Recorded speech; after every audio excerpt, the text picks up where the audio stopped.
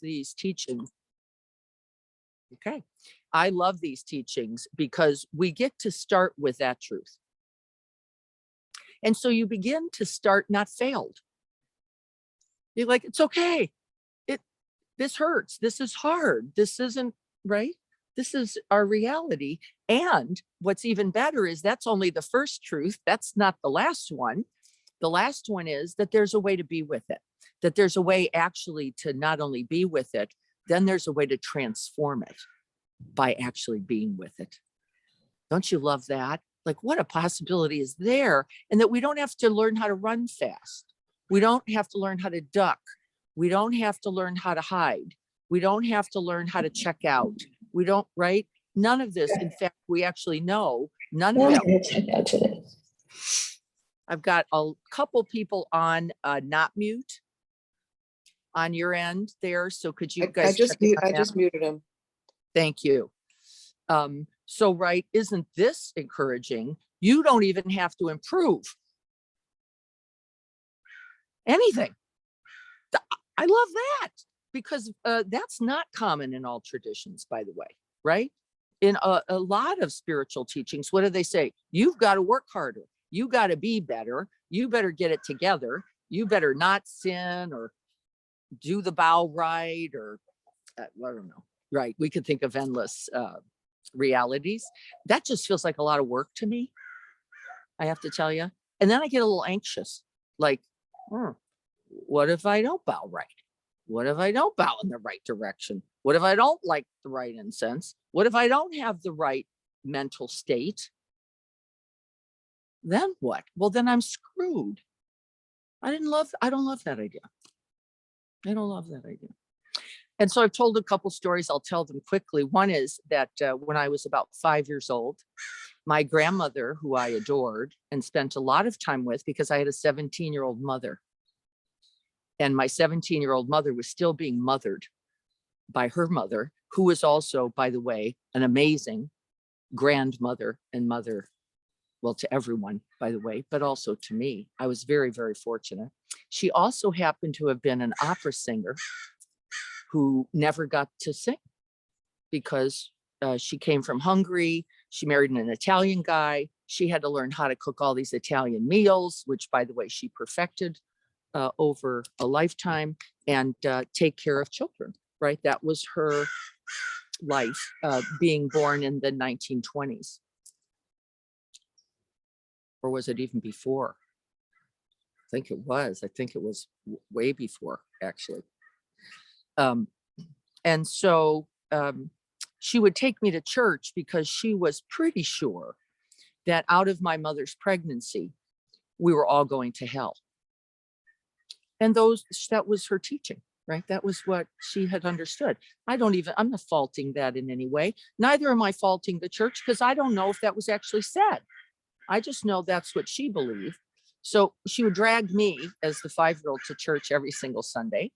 And I would walk into the church and I would watch her put one knee down on the beautiful tile, clean. I couldn't get over it. It was so shiny floor, and then walk into the pew. And I was like, oh, this is important. And so I would genuflect was the name of that, and also step into the pew. And what I thought was that she was bowing to the person in front of her, and I was bowing to her. And that made perfect sense to me. That made perfect sense to me. When I finally heard that it wasn't in fact her, I got that about probably age 11, by the way. So I had a solid 5 years or more of bowing to her, which I thought was spectacular and made a lot of sense. When I finally realized it was that guy up there strung out on a cross, I was like, that can't be right. It was my brothers, I think, who told me. I thought, why would I bow to a thing that A, I don't know, and that B, I don't have a relationship to, right? And C, that we have no connection.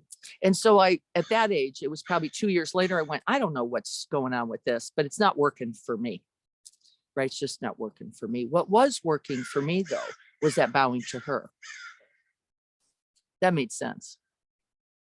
And so then I'll fast forward to 1994, where I'm going to the Zen Center of San Diego, probably for the first time. And wow, do they bow. And you bow to them, and then you go to the left, and then you go to the right, then you bow to the wall behind you, and then you bow again to the teacher. And I was like, uh-oh, this may not be working out for me. I don't know if I'm a bower, except to, right, the people that I love. That made sense. And so I got an interview with Joko Beck, who became my teacher. And I said in the interview, I don't know about this bowing. I don't know. This, I don't know. And she goes, well, were you bowing during the practices? I said, yes, but it was like, no matter where I went, it was the wrong direction, and they switched it around, and they had to bow the other way. I'm not sure I'm a bower. And she said, that's exactly right. You never bow to anything that you don't intend to revere, that you don't intend to love, that you don't intend, right, to show respect or reverence or, right, that's right, never bow. I was like, oh, different instruction. This is a whole different instruction. And I was looking at her like, is this a trick? Because the whole room was bowing. Not so sure about that. What was she saying? It is the quality of your own heart mind that's going to matter. It doesn't matter what you do. It doesn't matter which direction. It doesn't even matter if you get it right. It matters what's here, right? And if you don't know what that is, don't do the thing. It would be completely wrong, wouldn't it? Of course it would. It would be for the wrong reason. And even if you were a perfect bower then and didn't have clarity about what that really was for you, it could only be failed then. Isn't it true? And so I want us to practice like that today, which is if you don't know why you're sitting, if you don't know why you're attending to the breath or a sound or your own body sensations, if you don't, that doesn't make any sense to you, sit here and stare at me. It would be more beneficial. And I mean that, right? Or just open to the wide open space around us and sit there joyfully. That would be spectacular, wouldn't it? This is not really about technique. It's a long way of saying, be careful that you think really what this is me gluing the mind to something. That's not the truth. What is true, though, is that we do know in our gentle placement of attention over and over on something that is available, something in which we can rest, something in which we can release or relax, that we can settle that mind enough that it actually sees more clearly. I like that idea, that it actually is of direct and somewhat immediate benefit. And then what's even better is not only is it of benefit right now, it's of benefit right now. And then right now. And then 5 now, 10 now, 50, 1,000, a lifetime now. And it grows. And it grows. So there is an immediate benefit, yay, yippee. And you don't have to count on anyone else liking it, agreeing with it, thinking so too, doing it. Really, it's amazing. And then beyond that, it will continue to grow and perpetuate benefit. That's very clear. Thank God now we have a little science for all of us science people. I'm one of them who goes, well, I don't know. You might be spending a lot of time doing this, but really? Yeah. Yeah, we've got it. Yeah, really. It grows things, just like picking up something, right? And consistently doing it. And so what do we know is the rule? That which we practice grows stronger. So what are we going to practice today? We're going to practice Shamatha, which is calm abiding practice. What a beautiful space to be in for that. And then we're going to practice Samadhi. Why? Because Shamatha, just resting the mind and then resting it again, and then resting it again, leads to certain clarity of mind. It settles that thinker. It settles the one who thinks they're breathing. It settles the one that thinks, should I be listening to that crow or should I try to be over here? right? Even that, you go, "Oh, it's not so important. I'll just be open. I'll just rest in open, spacious, clear-minded, open-hearted awareness." And that actually leads to certain qualities that not only are good, what did we say, on the spot, right now, and they will be. And we have all the wires and the mechanisms and the electrodes to hook up to prove that to you if you need that. My friend Divya can hook you up and show you the neurofeedback on that. But it has long term. You're more likely to be loving when you go home. You're more likely to be caring and kind when you're in the car. You're more likely, because we're not caught. We're not hooked in this grip of doing. Gotta be something, gotta do something, gotta seek something. We're resting, aren't we, in simply what I'll call for today being. This being human that has gotten a fairly bad rap and is in fact something we cannot and should not try to avoid, right? It would be useful though to know something about it, wouldn't it? It would be useful to know the habits of mind, to know the preferences, to know the predilections, we call them, to know the hindrances, so that when they occur, you go, oh, I see that. I see that. I'm not going to actually punch that guy. I'm not going to get my gun. No, I'm not going to cut him off, right? That's just a quality of the brainstem that I don't need to pursue because there is no good right at the end of it. So let's see if we can't practice with that today. It's wonderful to see you all on. I'm going to check chat over here just to make sure I don't miss any essential. Yep. Yeah, well, the concept actually happens to be a reality. That's kind of good, because a concept alone won't hold us up either. It's a beautiful idea, but an idea is not enough, is it? It's not just simply not enough. And again, there I was genuflecting to the thing up above. I was too young to understand what that really represented, honestly. And by the way, I have no fault for that. If you know what that is for you, that's perfect, isn't it? If you're a Sufi dancer and you're spinning and you know what that's really about, and you know the benefit of that both to you and to the world, you spin. That's spectacular, right? And so we're going to do this practice. I want you to see if you can't feel rather than think what the benefits are, right? If we can't do it that way. All right, I'm going to sit back a little because I'm a little pressed up. I'll move a little closer. I will be giving some basic instruction. For those of us who've done jhana practice, I think we spent almost a year. That's how, and I trained with Lee Brassington during that time. And then we did a whole retreat in that. We're going to give some basic instruction for jhana. Here's the thing about those states, however, you may not be at the place where I am instructing. I'm going to try to stay engaged, but it may be that you're going, whoops, wait a minute. I don't quite feel settled enough yet. You just stay where you are. That's actually critically important. And so if that instruction is find an object, place the mind there and just rest it there with some consistency, and you go, that's not going to be my breath. That doesn't work for me. I can let it be open space. That works. Or, hey, I can let it be that sound. That works. You go there, right? Because where you place is never the point, just so you know. Where you place the mind, that you place the mind. Whoops. Okay. Got my new Christmas slippers on. Those are, I wish I could show those to you guys, but I can't lift my leg up that high. So we're going to pass on that.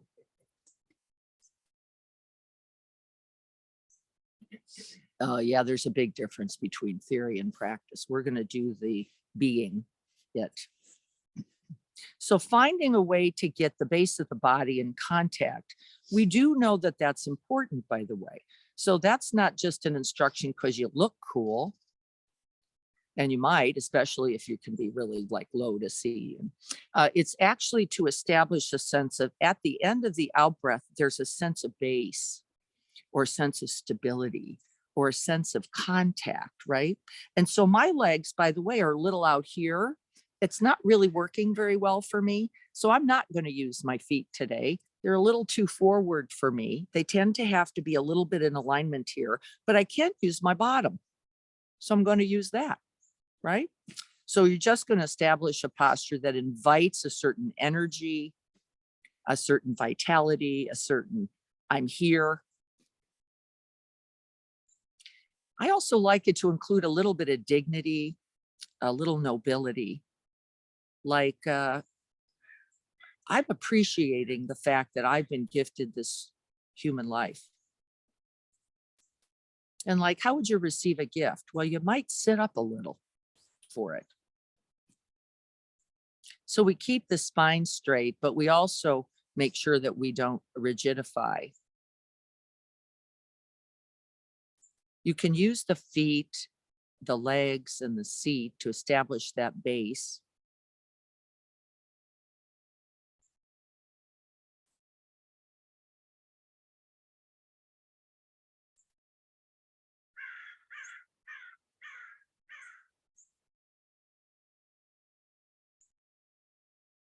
And you may notice that the way to make contact with the base, whether it's the feet, the legs, the seat, the hands, is in fact to follow the breath, particularly on the out breath, if that works for you,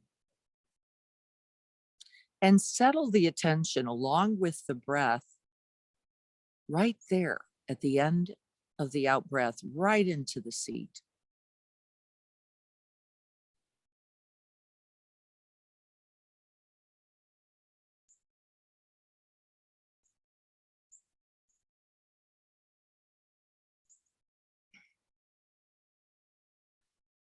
We're not trying to glue the mind to any of one part of the breath yet.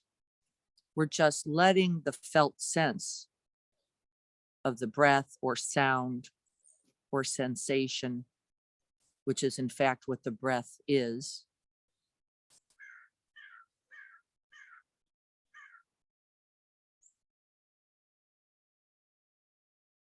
be our primary object.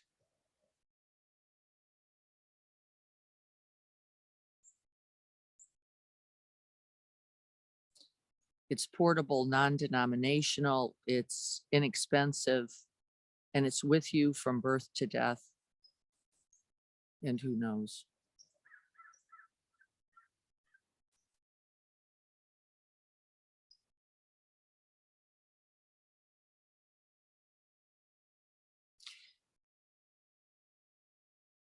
Feel the sense of the whole body breathing.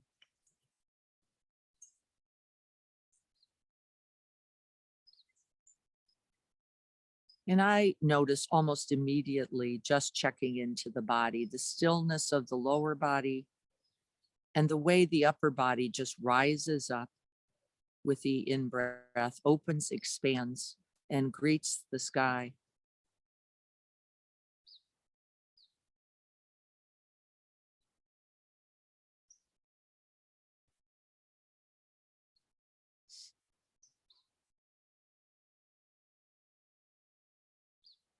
And how, as it settles in the out breath, it softens the body, empties it. And if you're paying attention to that, it will also empty the mind. There won't be anything else to think.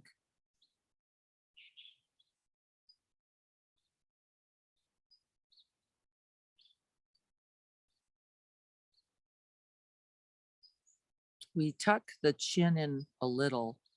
Let it be a little miniature bow.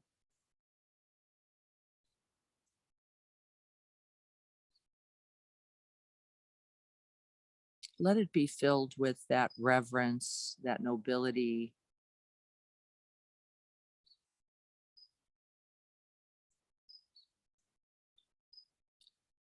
And you don't even need to place it on a thing. It could simply be for this precious moment, this open space, this aliveness or wakefulness that is here. It could be for the mystery.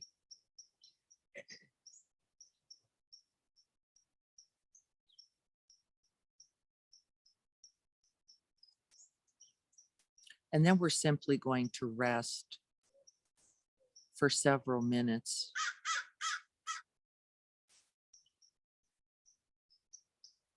with the body just like this,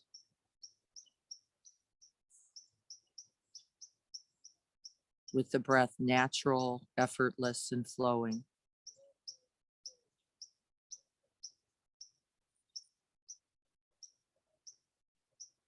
And with the attention engaged in its object.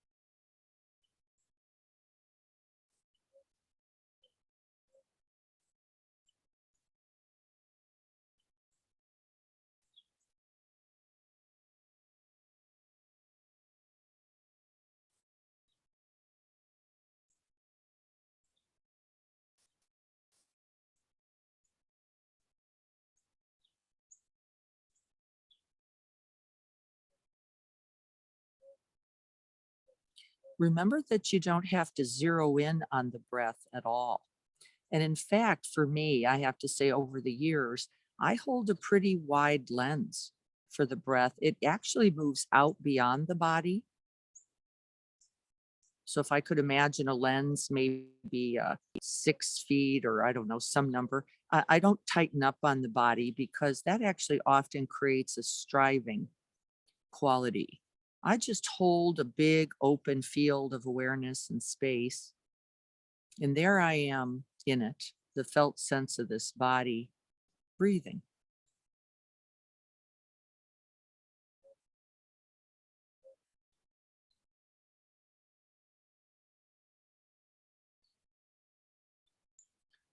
But even in that wide lens, if you choose that as an option, we're not letting sounds or sensations or thoughts be dominant. It doesn't mean they won't happen, they will happen.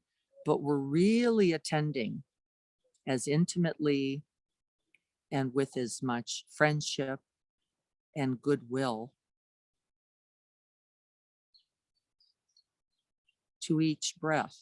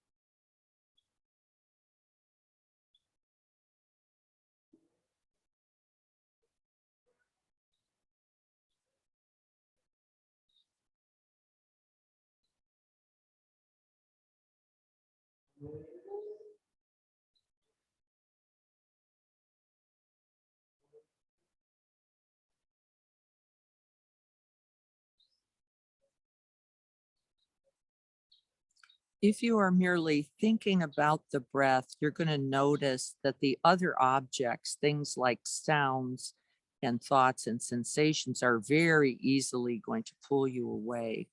And so the thought about the breath is not sufficient. We have to actually drop in Wake down, we call it now, into the direct, felt, physical sense of the breath.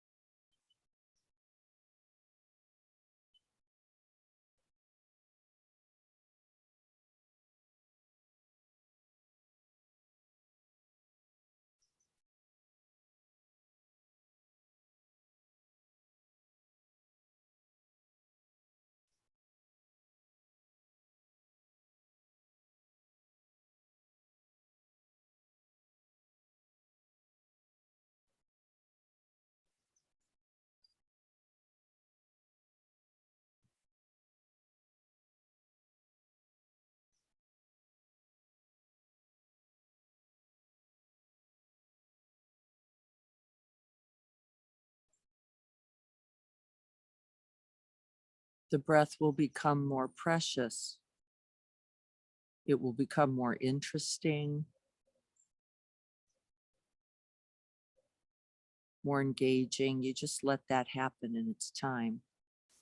And then we're going to begin to place particular focus on the out breath itself, only because it invites a little extra ease.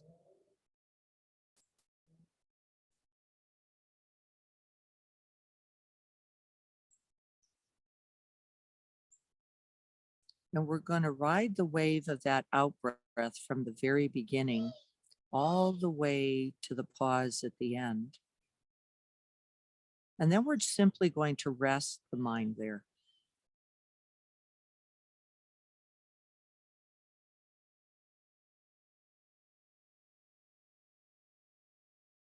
One might say in emptiness.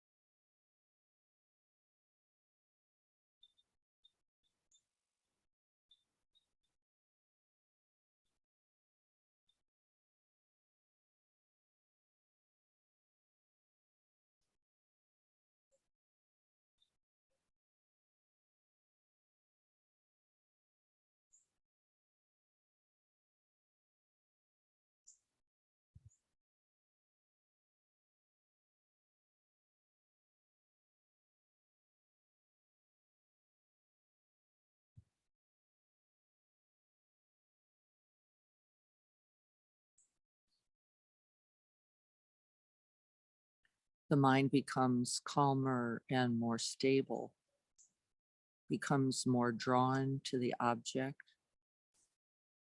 and the object becomes brighter, more precious, more interesting.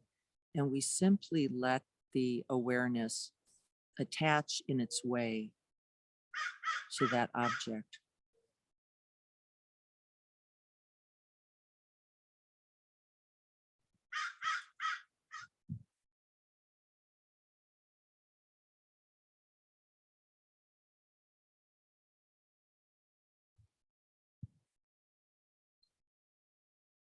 You commit yourself completely.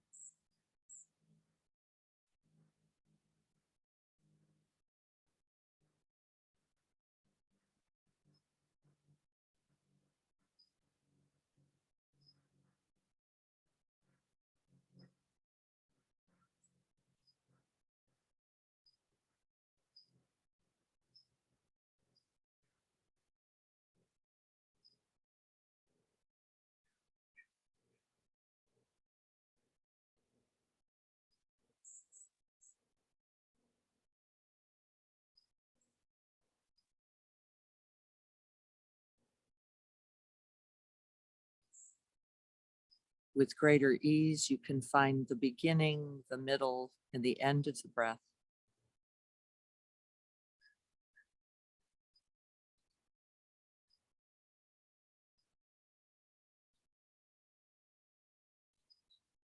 There is no struggle with the placement of the mind on the object, and the object becomes brighter, more interesting, stabilizing the mind.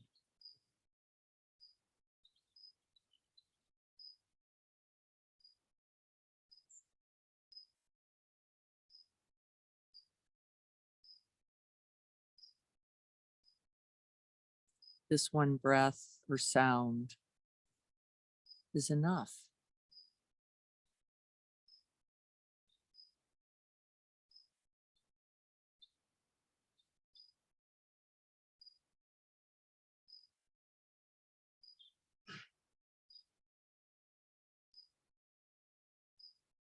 So we can hear sounds, feel sensations.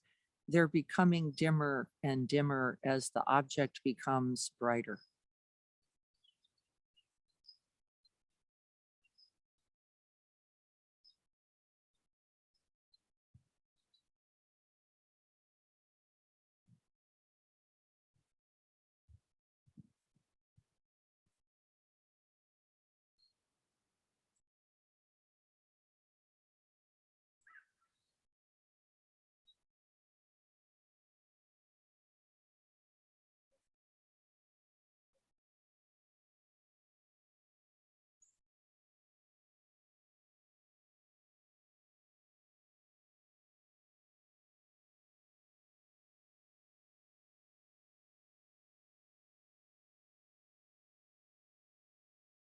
We don't lose contact, even when sounds and thoughts, body sensations appear. We are staying in primary connection to our single object, a little like falling in love.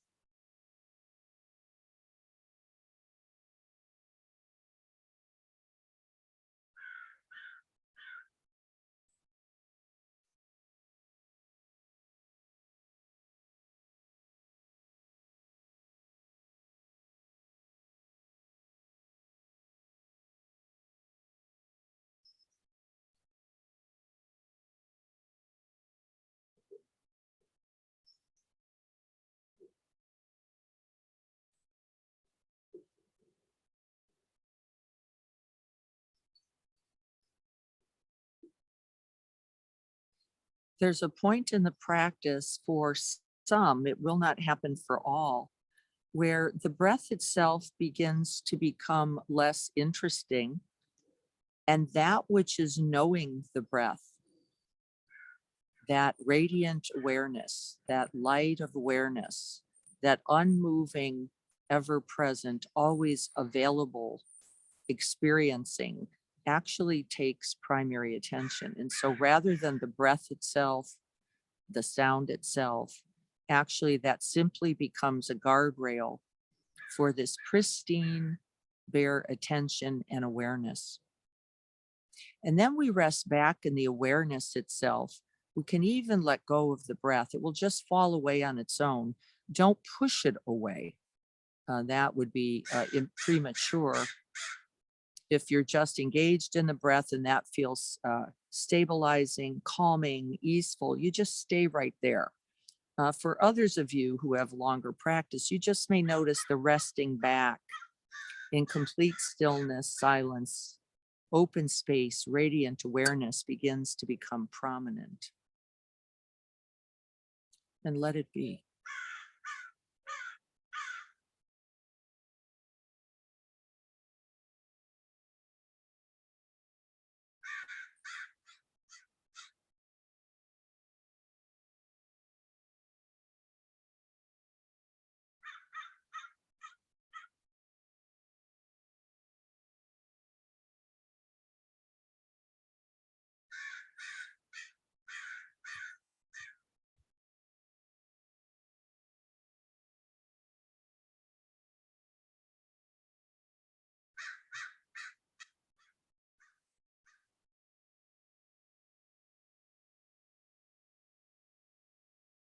Remember, there's nothing special to do. We are simply attending to the object breath by breath, letting whatever happens happen.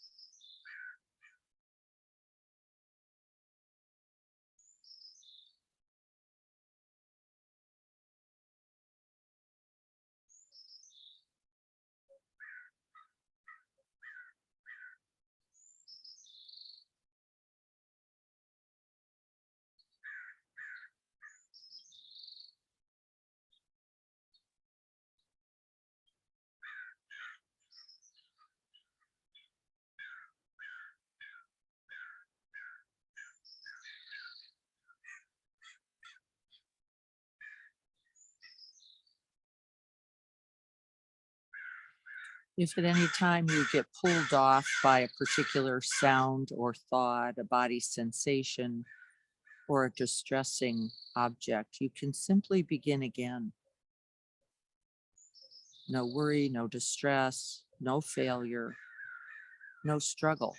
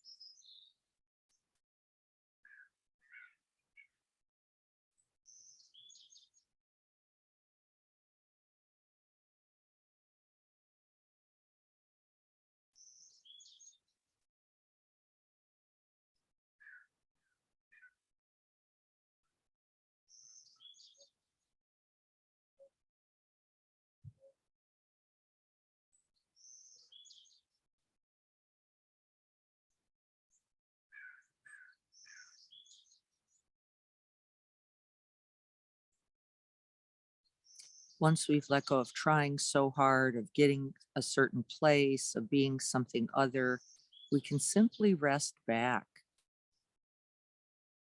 There's a greater ease, a calm, a brightness to the attention, a smile.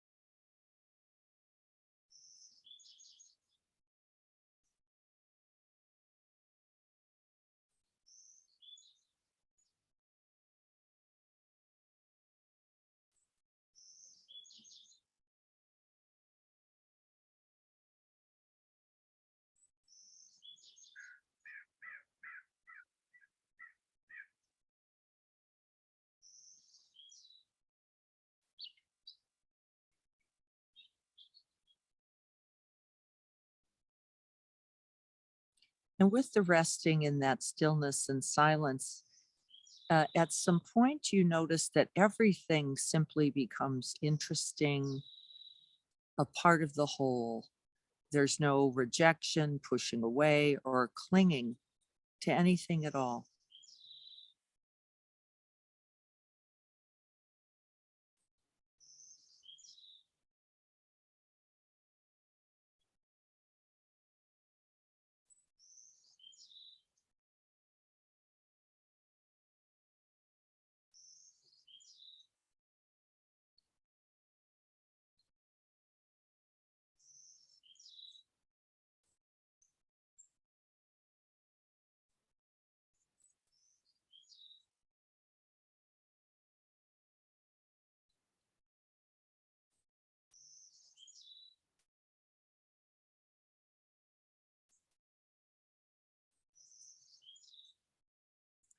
There's a level of equanimity that opens. The thoughts are not more or less interesting than the sound, than the breath.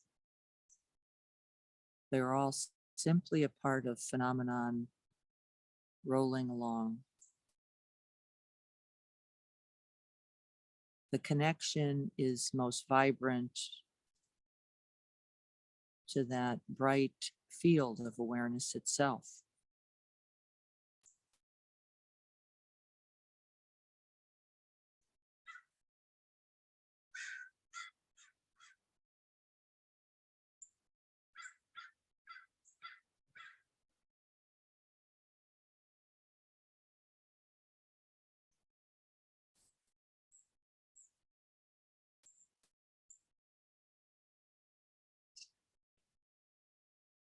You may even have a sense through the eye door of brightening. It may also not happen. So remember, we're not looking, these are just signposts.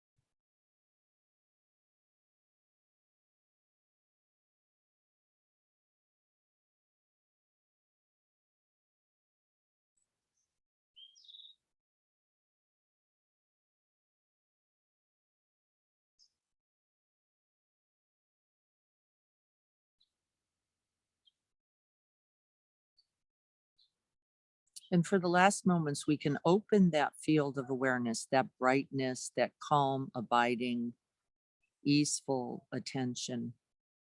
It's keener, it's brighter. There is a greater clarity, a greater ease.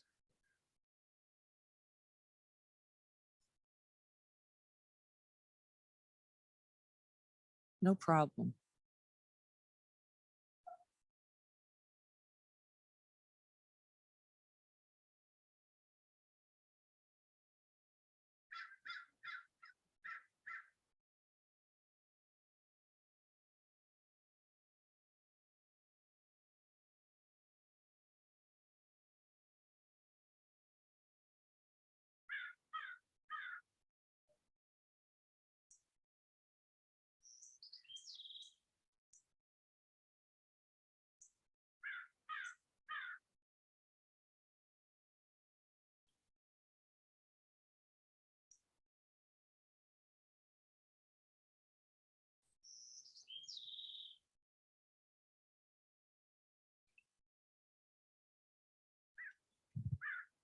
There's a greater friendliness, there's less aversion, less reactivity,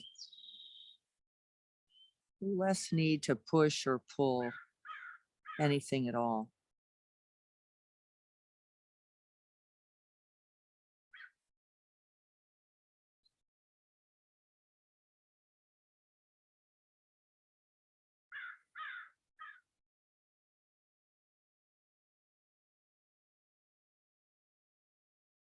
This is where we begin to get the sense that everything belongs.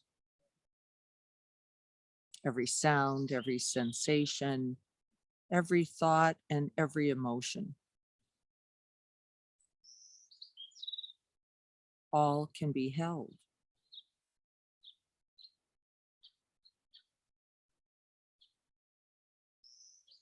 In that bright, clear, pristine light of awareness.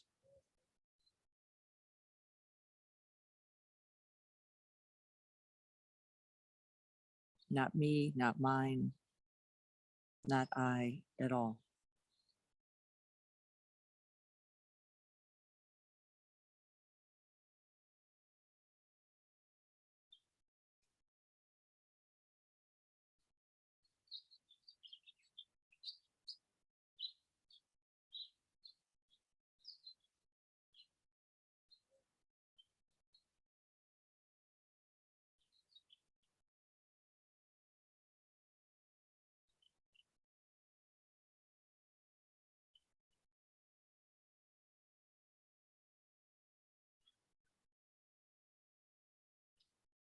May we all be filled with loving kindness.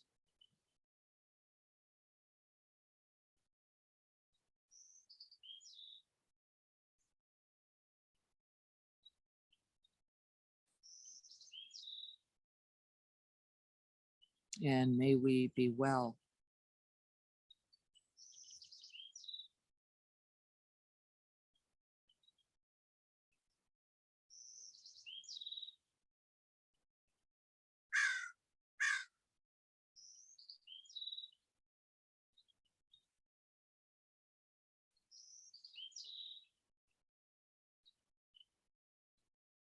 May we abide peacefully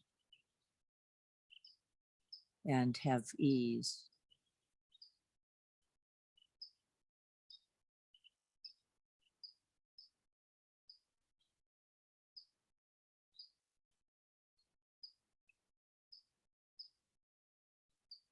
And may we be happy.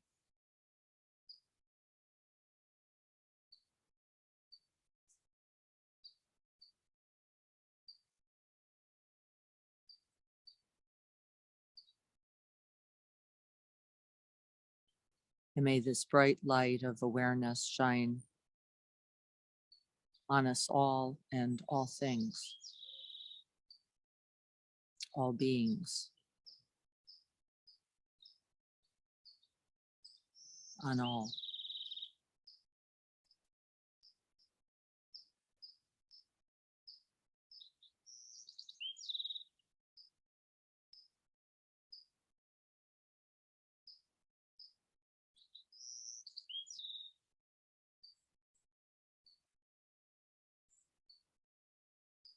And may this practice today contribute.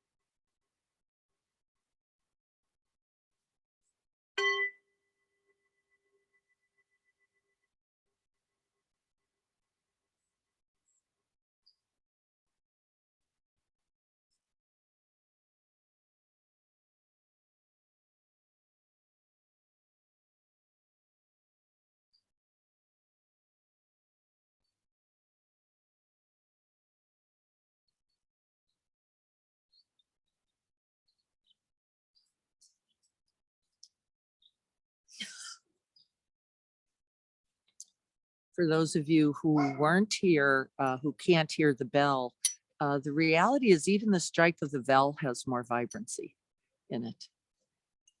When we are resting in that shamatha, in that calm abiding, in that samadhi, then that sense of clarity, brightness, ease. And if that's not what happened for you today, that's not a problem. That just means you were resting in what was there. But this is the path to that. And so we practice that every day because we do notice, as I do after many years of this practice, it takes less and less and less time where I'm just in that resting and where I'm just in that ease and where that brightness and now colors seem more vibrant and sounds are more crisp and right. It's just the way that goes because we are what? More present. There's more of those synapses firing all at once just to say just here, just now, just like this. And then my husband stepped in right at the end and brought me this absolutely warm latte. Oh, lovely, lovely, lovely. I'm feeling especially grateful to him. Even with my nose running. Gonna see if I can straighten that out a little bit. It actually has gotten pretty crisp. I'm going to wrap up a little bit. We've gotten a little more cloud and a little more, just a little tiny bit more chill. It's still going to be an amazing day. No complaint about that. Tanya, yes, wonderful to see you. I hope you're feeling well. I know several people. That's just the reality, isn't it, of right now who are sick or have been sick or are going to get sick. And my wish, as I know is true for us all, is that we all be well. And I hope it stays like a cold, or I hope it stays mild in that way. And of course, we know the reality as well is that will not be everyone. That's also true, isn't it? We wish this and we understand that not everyone will be well as a result of this, which is why we are taking extra precautions again. We're sitting at a distance. We're back down here at the lower end of the garden so that we have a little more space. And next week, when we are at Quest Haven, we will be there from 9 in the morning till 4:30 in the afternoon. We'll be outdoors. We will be on the labyrinth. That's our spot for next Saturday. And please join us, whether that's for a half day or you go, I don't know if I can do the whole day. I might not be able to stand it. Start and then see how that goes. That's possible for you as well. We would like to know if you're coming. So if you're a person who doesn't use the internet well and doesn't do signups online, just let me know and I will or really better yet, let Carrie know because she is the manager of those events. Carrie, are you there? Yep, I'm here. Carrie, Are you going to be there on Saturday? Yes, I am. Wonderful. Okay. So Carrie's both online here and we'll be there Saturday. So it would be my preference, and it's strong, not weak, that you get there by 8:45 to get yourself set up, because you have to get up onto the labyrinth and get yourself set up. And you will need some kind of a chair, because the labyrinth is just a maze. So there's not too much up there other than a wood bench to support you. If you need a chair and you don't have one and you would like to come, let me know, and I can put a few extra in the car so that you, yes. Carrie, can you put your Yep. email, and phone up there, whatever, so people know? Doing it right now. Thank you. Is there anything anybody else needs around that so that we can talk about the practice? I just wanted to let you know, because I know people are having to climb off, that is going to be happening next Saturday at Quest Haven. If you don't know how to get there, let us know. We're going to help you. Yes, you're wasting a perfectly good cold that is not COVID. Yeah, shucks, Chris.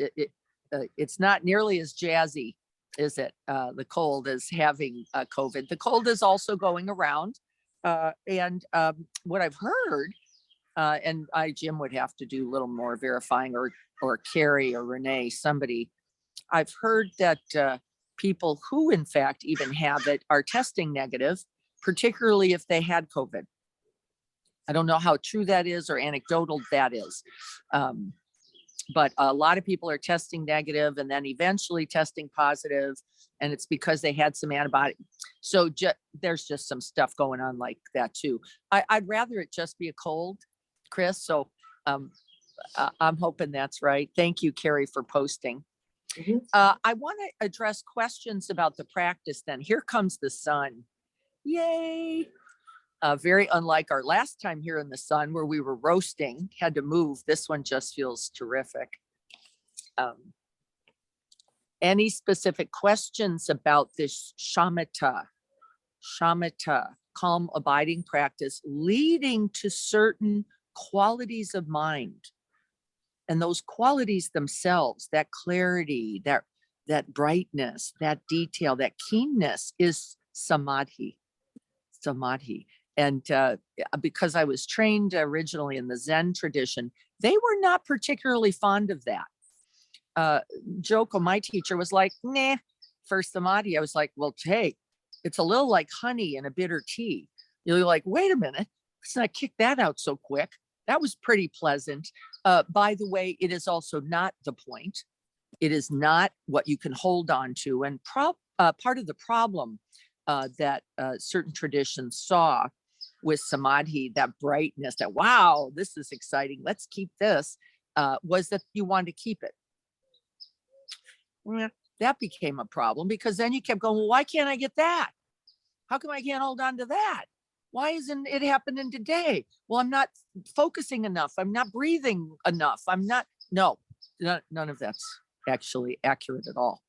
That's a misunderstanding. But the seeking of the juice, the honey, the goodness, the sukar actually can become a hindrance, by the way, to the practice. I don't feel that. I actually know it comes and goes. I have to say, I don't seek that anymore, and I don't try to get rid of it when it comes. I think my teacher was a little bit in the get rid of it, like, don't focus on that. I don't think you have to do that either. If you're listening to beautiful music, just enjoy it, right? Why does it have to, I wouldn't waste my energy going, well, this is going to go, so why bother? I would just rest in the beautiful sound of the bird, right? When it comes, let that be. By the way, it will change. That's not the end of the practice. So the sound will come, the sound will go. The ultimate, I hope you could hear that, for those of you who could make sense of that instruction, is really there is just that which is vibrant. That it's not the object at all, by the way. It is the quality of your own mind. shining a light on the object so it's extra bright. But it's not because the object's different, it's because the quality of mind is brighter. And then you rest in that quality. It's not like, ooh, that shiny object. It's not the object at all. That bird sound isn't more or less than it was a minute ago. That mind is a little more present, a little more vibrant, a little more attending, and has a little keenness in it that has everything just go, wow. But it is you, actually. It is you. I have a few comments here. Let's see what people have to say about that. Lynn, you're welcome. Chris says, that is good information. Thank you. I had two, yes, about the COVID. So we don't know. We're just all going to do our best, aren't we, with that? I don't think, we never know enough, do we? New information's changing every day. Shivam, thank you. What a beautiful practice for this restless mind. Absolutely. It is the one I would recommend when we are in chattery mind. But you can hold that too. You don't have to try to quiet that. That's not the practice. The practice is, oh, moving. Oh, talking. Oh, over there. Oh, interesting. Over here. Oh, there's the bird. Oh, there. But you're staying back in the knowing of it rather than getting caught in the, oh, and then we're not grabbing or rejecting anything. So much more quickly and easily dropped. Yes, that's right, Shivam. That happens over a little bit of time in practice. And yes, the focus on breath did drop away. That's right. But in the beginning, it's actually not only necessary, it does become a little fascinating. That's right. That's actually a perfect word. That empty, silent space after the out-breath is where we're actually trying to rest most. But we're using the breath as a kind of pointer. Breath. Okay, there I am. Breath. It's like the point at the bottom of the exclamation, right? Boom, right in there. And so we don't want to grab the breath, because then you're going to miss that one moment of open, spacious pause at the end. We're actually trying to rest there. Why? Because awareness itself is that. Then there's just awareness happening. You have no object. You have nothing to push away, nothing to get caught in, nothing. There's just open space and the mind rests. There's an old kind of koan that says, the mind takes the shape of that which it rests upon. The mind takes the shape. Oh, well, of that which it rests upon. So why would you rest it on a thing, right? Because then the mind's limited, isn't it? Just to that. Though that is our beautiful beginning, it's not ultimately, what do we want? We want a mind that's boundless.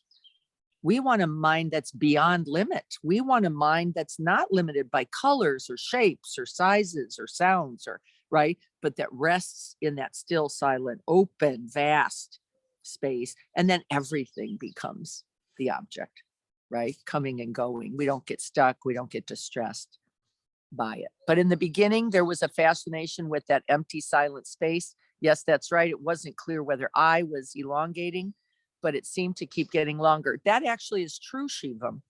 That spaciousness grows. So you get a sense, even in the physical body, by the way. Anybody else notice that?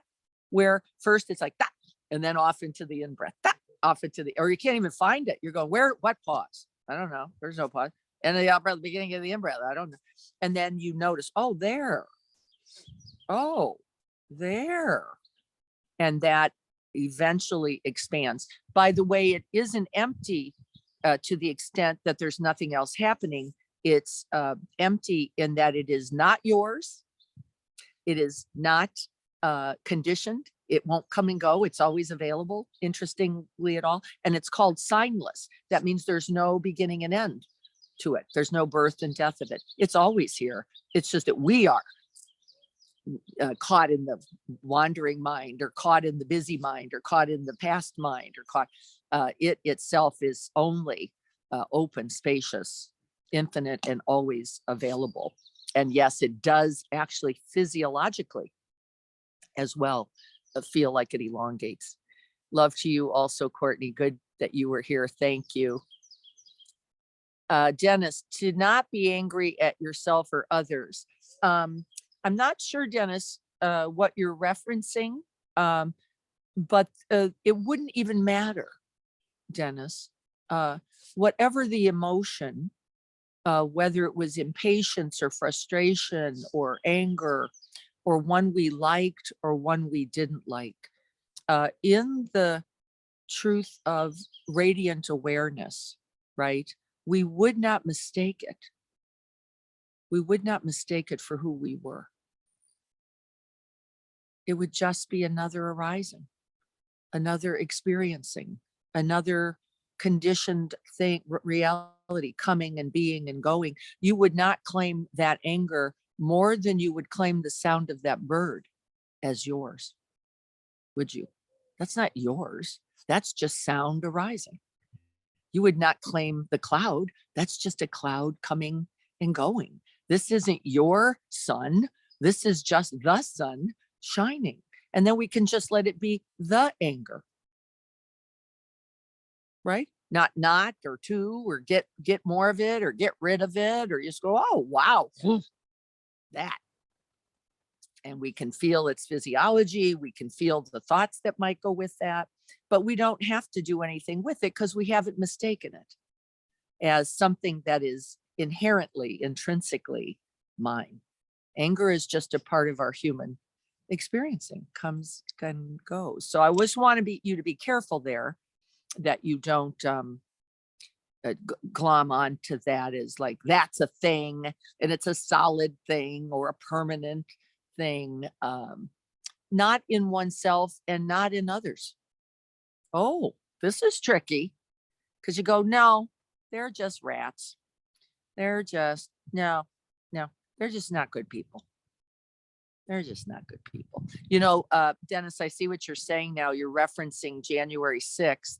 You know, what's amazing about that is those people love their children too. As hard as sometimes that is, those people want to be happy too.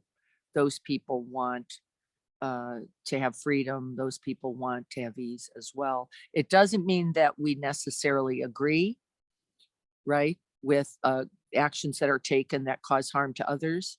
I can't do that either. And I also understand it because I've done it. I've caused harm. I have. It's not because I was like, I'm going to get you. It was because I was caught. I was caught in the mind that couldn't see clearly. I was caught in, this is like a tiger coming to get me and I'm going to shoot it. Whether it's with my words or whether it's with aggressive thoughts or whether it's with pushing someone away. And so I understand how easy it is to get caught with anger into believing it's who I am and or it's who another is. And actually it's never quite true. And it's true, it's usually not very skillful. Anybody notice this? Not mine.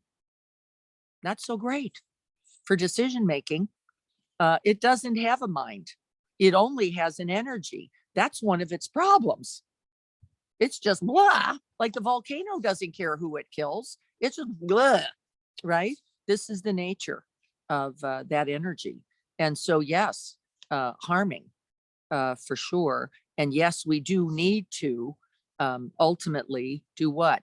Recognize the nature of that in us, then in others, and actually figure out what skillfully how we begin with both compassion and how we begin with restraint. Like, I'm not just going to get angry at them, who's now angry at the other, because wow, that didn't fix anything. That just made everybody angrier. And aren't we noticing that? We're just, yeah. Now we're all like, I'm mad at you and you're mad at them. And well, now I get to kill you because you killed them. And that never ends, by the way. There'll be no end to that. And we're all sitting here, I'm certain, because we're going, wait, that's not going to be the way. Whether it's political, whether it's in your own family, whether it's with yourself, right? That isn't going to be the end of that either. You can beat yourself up all day long thinking you're going to change something, improve something, or make something better. I'm going to promise you, don't waste your time there. That's not going to work.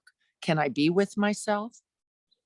Can I hold myself with gentleness, with kindness, and then just let the anger, the pain, the grief, the sorrow, the joy rise and fall? Right? This is our practice. This is why we're sitting still like this, by the way, going, wow. And that went away too. And that changed too. And that didn't stay the same either. And that wasn't permanent either. Wow. But what was? That which knows, sees, and can hold it actually is. Shivam, I'm over the moon grateful for all of you. How wonderful. Thank you. And everyone here thanks you. This beautiful Sangha. Yes, it is without boundaries. There's no doubt about it. And that's important, isn't it? That's why we so love that we can include Leslie in Israel and you, Shivam, in North Carolina, and Courtney in Colorado and Nashville, and Marie up there in Atascadero, and Chris right here in the neighborhood behind me. Which, so Chris, by the way, next time you get to be here, you don't get to just sit in your house just right behind me, right? You show up too. It is so good to be. Yes, we all need this practice. I want to encourage all of you to get back to it. A lot of us find a way distant or disconnected during busy time. It's just a reality. By the way, we have to own that a little to go, wow, in between the family and the friends and the gifts and the cooking and the blah, blah, blah, and the getting the house decorated, and I couldn't figure out where to find a breath in all that. And that's right. And then we begin now. We begin now. And that's why you're all here on Zoom. And that's why you're here in the garden, right? We begin now because that's all we ever have.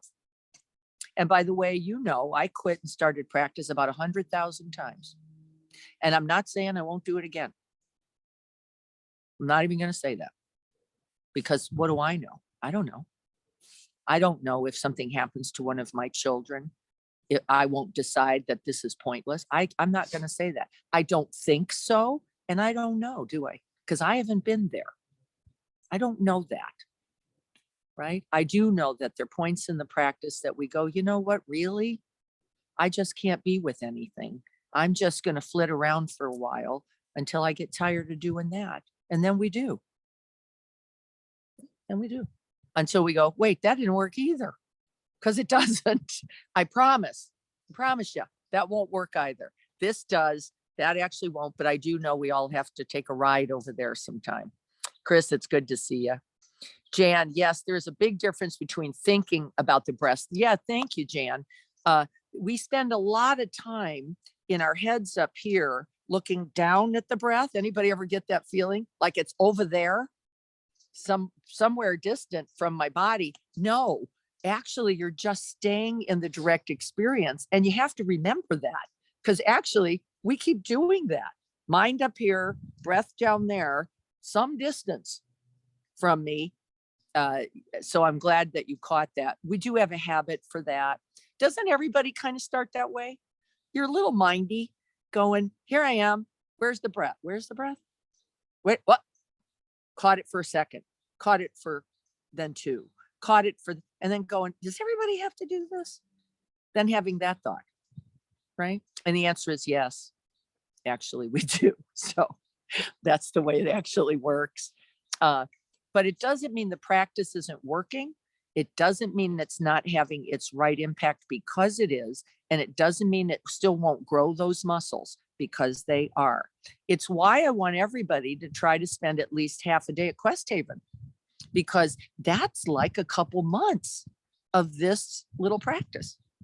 And how do you not do that, right? You gather all the benefits of that. And actually it serves you on Sunday, Monday, Tuesday, Wednesday, and continuing. So if you haven't been able to create space for yourself for that, look at that again. We're all beginning again, and we're beginning right where we are. So you don't have to come with, oh, I have this stable mind and it's all the time. And since I've got it, I think I'll bring it to Quest Haven and share it with everyone. You're actually supposed to bring the other one. I have a question about that. Yes, Kelly has a question, so I'm going to listen and then I'll share it with you.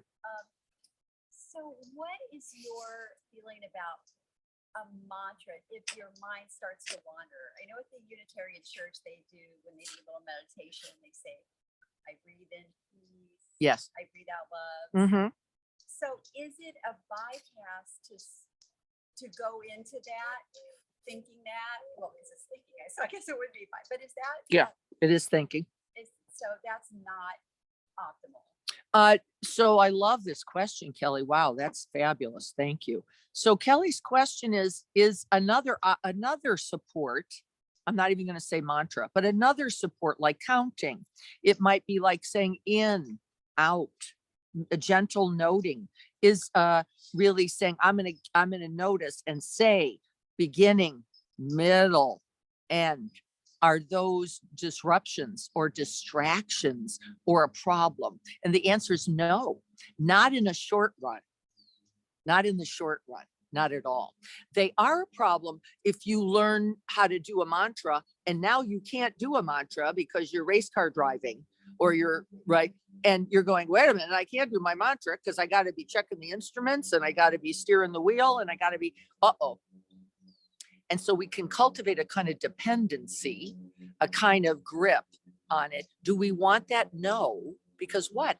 That might not always be available to us. But can't we use it short term? Carrie just had a hip replacement. Guess what? They handed her a walker and then they handed her a cane before she could walk perfectly again, right? And would you say, well, that's not fair. She should just be able to walk. Well, no, that's right. So in those times when that mind is tender, when we're caught in disruption, can't we use a gentle, I'll call them, or momentary, right, things? Yes, you can say the meditation instructions themselves, aren't they, are simply supports, right? That's a support too.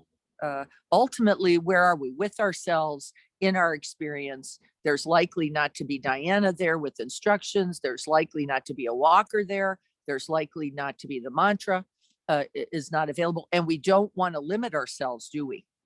I want a mind that's flexible enough that it can go with me everywhere, even when I don't have that. But in the training, well, we might need a little for a minute. Sometimes when I'm really super distracted, I'll breathe in a little extra, hold it for a few minutes, let it out a little more slowly, rest.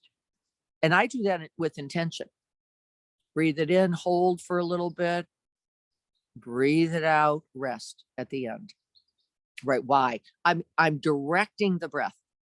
I'm going, I don't want to let this mind just take off and go in all its crazy directions. I'm actually going to intention a certain kind of breath for a few moments just to give me a little runway. Right? That's all. It will be exhausting in the end if you just kept doing it. Could you imagine? I go, now breathe in, everybody, to 4, hold it for 7, breathe out for 8.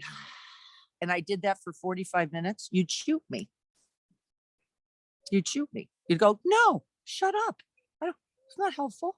I don't want to have to keep doing that, but can't we? When it's a little helpful in those moments where you like, throw me a little raft here, right? Give me a little something. I used to picture a little red ball that followed with my breath. My teacher was so mad at me about this. In fact, I said, oh my gosh, this is working great. I have a little red ball and I put it at the base and then I breathe in, it goes up, and then I breathe out and it goes down. And she was like, what? Huh? What are you doing? I said, yeah, I got this ball, goes up when I breathe it. And she goes, no, yeah, like, don't do that. Well, that wasn't quite exactly right. Was it? Not quite. It was like, well, wait a minute. I can follow at least the ball. I can't find my breath, but I got that. And of course, what happened? Well, really, within a couple moments of that, I didn't need the ball.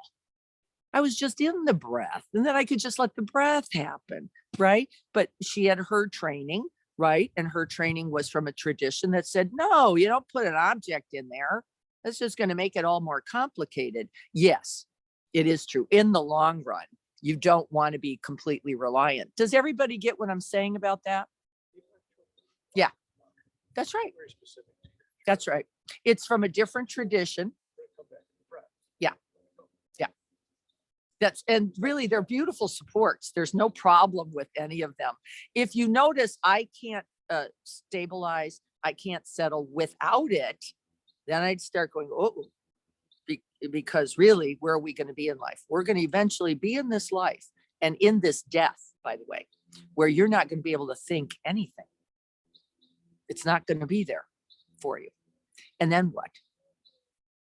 And we want to have the breath itself as our primary guide, because we want it all the way to the last one and then beyond, even when our consciousness is not quite as available. So thank you so much. We are late. We're already at a little after 9. I don't want to keep you. Will you please just take a couple breaths with me? Let's just sit here for a minute. And we're just going to use the breath itself for a moment, just a couple breaths. You don't need the ball. You don't need the guardrail. At this point, you've got enough contact with the breath to let that be. May we all be happy. May we all be safe, free from suffering, and have abiding, undying equanimity. Blessings to all of you. Thank you so much for being here. We will be at Quest Haven next Saturday, so we will not be on Zoom. We will have someone who will be, however, it will not be Carrie and I, but we'll have someone here at 7:30. We won't be in the garden, consequently, because we'll be at Quest Haven. And I hope I get to see all of you there. So have a beautiful week, everyone. Tuesday at 7, we will be reviewing A Whole Life Path, which is the book that we'll be using for our study over the next several months. It will review the Eightfold Path and invite us to bring this wisdom, this compassion, this love, this knowing into every single moment of our day. So it's wonderful to see you all, especially those of you I haven't seen in a while, to Shivam and Chris and everyone. Please have a wonderful day. Yeah, today's the top 10 Sangha. I think so too. I think it happens to be every day. It's good to have you all here. Be well, everyone. Oh, and Seth and Satya in, oh gosh, I think it's Seattle-ish. Satya and Seth, is that right? I think you guys are up there. Yeah. Ashland. It might be in Oregon. Isn't that right? Yeah, in Oregon. Yeah, Ashland's in Oregon. Okay, thank you. Good to see you all. But I want to know where Seattle-ish Yep, is. that's That Ashland, sounds like a Oregon. really fun place. It is Ashland, Oregon. Yes. And Beautiful place. what's a big city that's near there? Well, we're a little, like 40 minutes, we're right over the border, maybe 45 minutes from Mount Shasta in Oh, from California. Mount Shasta. Yeah, Okay. but the biggest city near us is Medford, Oregon, which is only 75,000, about 20 Medford. minutes away. Okay. And we're about 4.5 hours south of Portland. Oh, so you're south of Portland. Yeah, Okay. we're on this, we're literally like the first place, it's like a half an hour, 40 minutes into Oregon. Just crossing over into Oregon. Yeah. Okay, got it. It's actually famous for Shakespeare festivals before COVID. Yeah, it's Wow, what fun would that be? I've heard Ashland is an absolute beautiful, beautiful place. I will hope that we can all get up there. it is a Uh, beautiful place when yeah. there aren't fires in the summer. Yes, it's been a And, little challenged, as a lot of things have been recently. I know the fires did impact that area. So, well, I'm glad you and Seth are there safely. Thanks. Satya, for Thanks. however long that is or isn't. It was good to see you here. It was awesome to meet you and to be in the garden meditating together. That was. Yes, I forgot that I hadn't met Satya because I feel like I know her. And so when I heard that was actually our first meeting, it was like shocking. Like, Wow. How could that actually be? We've probably been in many lifetimes together, Satya. Many, So many. I'm certain yeah, that's true. I feel that's likely also. All right, everyone, have a beautiful day. It's the sun is just shining through. I'm really glad that feels just delightful. I hope you all have a beautiful day. I'll see you on Tuesday or next Saturday at Quest Haven. Bye. See ya. Bye bye. Bye.